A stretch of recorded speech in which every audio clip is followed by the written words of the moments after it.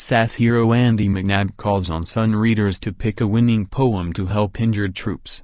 SAS Hero Andy McNabb wants everyone to do their bit for our injured soldiers, by choosing the winner of a poetry competition.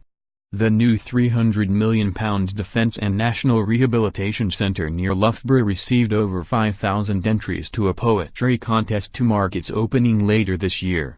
The winner will receive a £2,000 prize and their poem will be read out by Prince William at the opening of the new facility, before being displayed there permanently.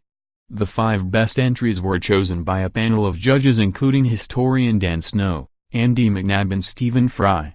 Now it's over to the public to choose a winner.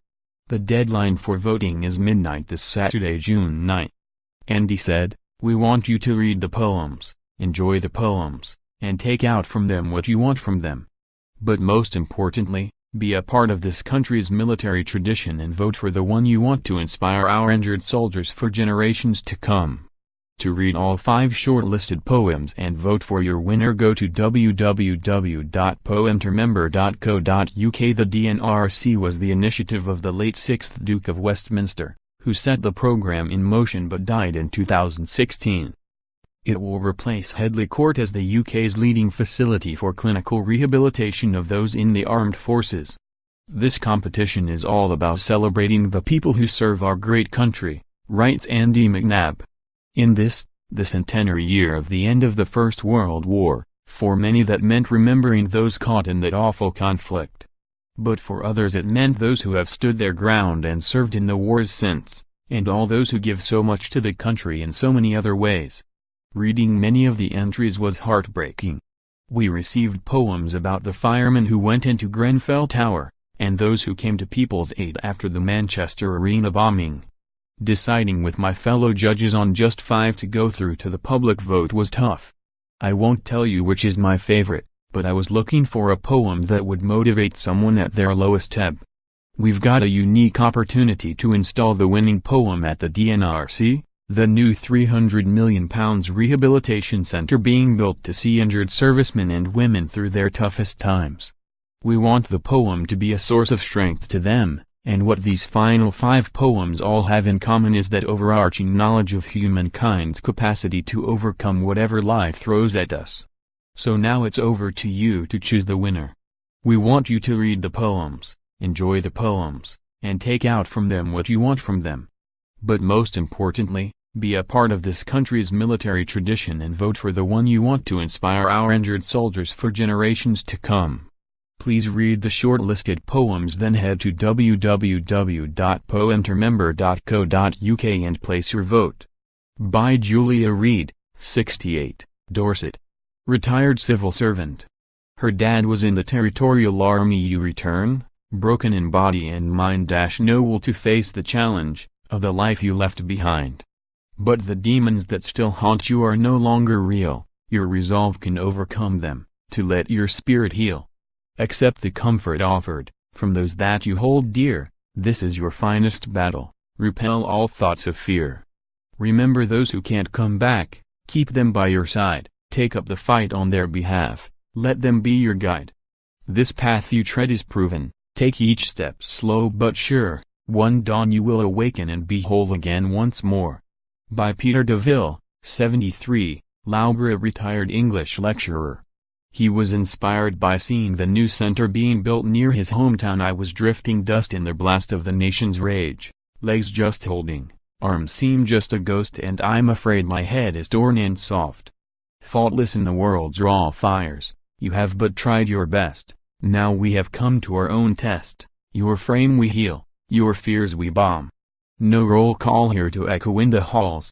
We will not rest, but you will, in the splendor of these walls. Traumas changed to dreams and homely dramas, kids' school lunches, tweets to lovers, calls to others, things that normalize our lives, and yours. The quiet of these rounded hills, the bracing of the sturdy trees will heal your mind and fit the body, quick to take the reins of life again, abled, lighting a new candle past that darkish place. By Debbie Lawson, 63. Aylesbury A&E nurse at Stoke Mandeville Hospital. Her husband recently retired after 42 years in the RAF and served in the Falklands. I keep seeing you, mate, intact and laughing, holding up your baby to make us smile. I keep hearing you mate, joking, urging, and #X27 come on lads keep together, Don and #X27 T step on the cracks it brings bad luck. Keep it tight boys, we and #X27 LL be home by the footy season. We carried you home, silent and broken, you really took one for the team that day. Your dad stood with pride head high, Don and #X27 T cry, Don and #X27 T cry. Lucy took the flag, a token for the broken. The baby will have it one day.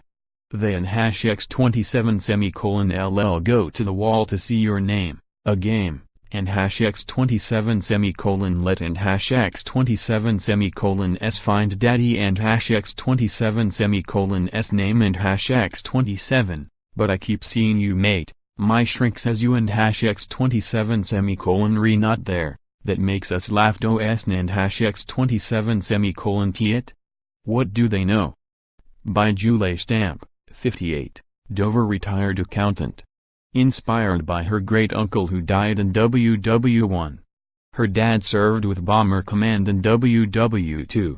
Should I return to where it all began, to unknown shores, to cold unsettled seas, or stand beneath now empty skies and scan remote horizons, hoping I might see a face that I once knew, a voice once heard, brief flickers half forgotten in time's haze, would silence still the senses, or defer to images that time cannot erase, of standing fast, to face the storm ahead as spirits waver with a strange unease, or battling with panic, terror, dread, while loss is felt inherent on the breeze.